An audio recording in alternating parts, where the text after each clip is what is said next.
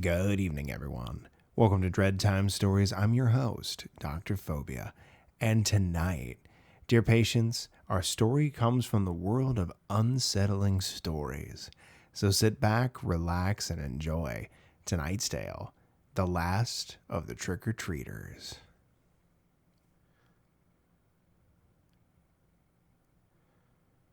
Last Halloween, at 11:25 p.m., the doorbell rang.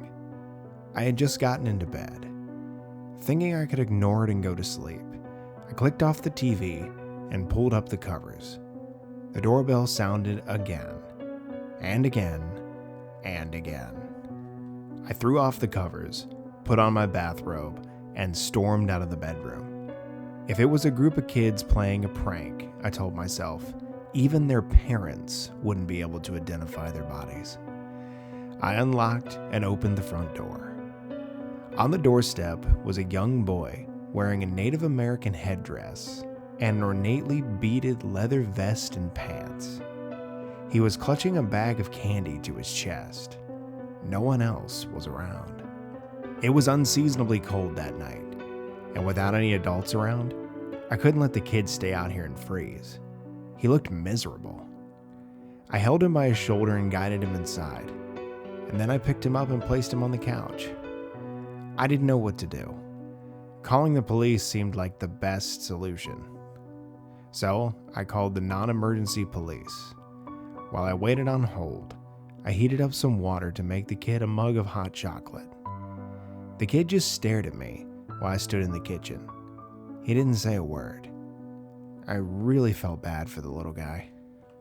The receptionist at the police station answered, and I told her what was going on. She said she hadn't heard about any missing kids, but as soon as a car was free, one would be sent over. She cautioned it might be a while though. Apparently Halloween is a very busy time over there. With the water boiled and the instant hot chocolate made, I went over to the kid and sat down next to him on the couch. I placed the mug on the table across from us. After cautioning him that it was hot, I figured I needed to talk to him. Nice costume, I told him. It really wasn't that nice. Pretty insensitive nowadays, but whatever. Thanks, he replied. So, did you lose your parents? I asked. The kid shook his head. What about your brothers, sisters, friends? Again, no. Want to try the hot chocolate? It's really good. I don't like chocolate. Oh, okay. I picked up the mug and started drinking it, wondering if the kid was off or something. I mean, who doesn't like chocolate? We sat in silence for a while. He kept his eyes on the unpowered television, while I did everything in my power to not appear creepy. I never really know how to act around kids. So, did you have a good time trick-or-treating? I asked. Then I realized it was a stupid question. He had gotten separated from his friends or his family, for God's sake. How good could it have actually been? The kid, to my surprise, nodded. I got what I wanted, he said. Oh, what was that? The doorbell rang again, and I hopped off the couch to answer it. 2 officers. I invited them in, and they saw the boy on the sofa. They greeted him and asked him the same questions I had. He had nothing to say to them. In fact, he looked angry, almost like he hated them. After a few minutes of getting nowhere, the officer said they were going to bring him back to the station. There still hadn't been any reports of a missing child. Just as they were about to leave, there was a call on the police radio. Something about a murder at 113 Chestnut Place. The 3 of us stood very still for a moment. I live at 115 Chestnut. My neighbors, Paul and Lynn Chesney, had lived there for decades, and they were the curators at the local museum. The officers answered the call on their radio and said they were nearby. They were told backup would be there shortly. Wait here, the cops ordered, and the kid and I just looked at each other while the 2 men left the house and beat feet for next door. "Don't worry, it's okay," I promised the boy. He looked flat, unaffected, and then he turned and looked straight at me. "Bring this to the MTIC. It all belongs to them." He handed me his bag. I was extremely confused for a second, wondering why the local Mohegan tribe would want Halloween candy. I opened the bag and gasped. A bloody stone knife sat atop a pile of beautiful beaded vestments, ornate carvings, and other old-looking artifacts. "Your neighbors have been keeping these from us. We tried to get them back, but they just laughed and mocked at our efforts.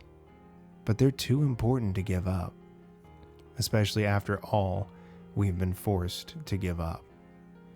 I stood there like an idiot, holding the bag as sirens approached and the commotion outside grew. "Give it to them," the boy shouted with a deep adult voice that was entirely out of place coming from his small body.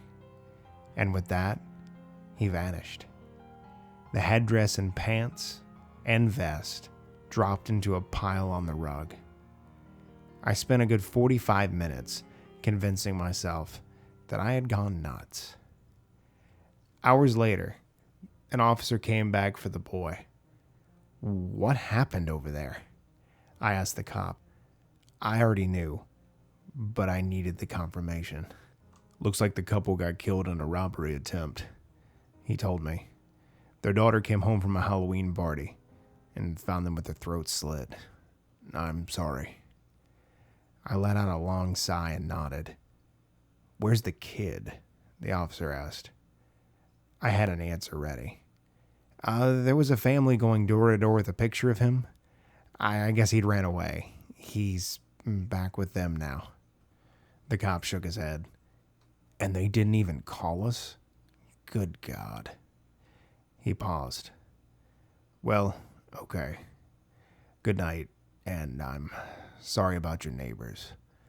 We'll have officers in the area until we find whoever did this." I thanked him and closed the door. It was almost 5 a.m. It was far too late to go to bed. I had work in a couple hours. So I sat down at the computer, and with the kid's bag next to me on the desk, I mapped out directions for my drive to the MTIC. That was the last of the trick-or-treaters. I hope you enjoyed it, and thank you for listening. Like I was saying in closing, check under your bed, look in your closet, and sleep with the light on. The life you save may very well be your own. Good night, everyone.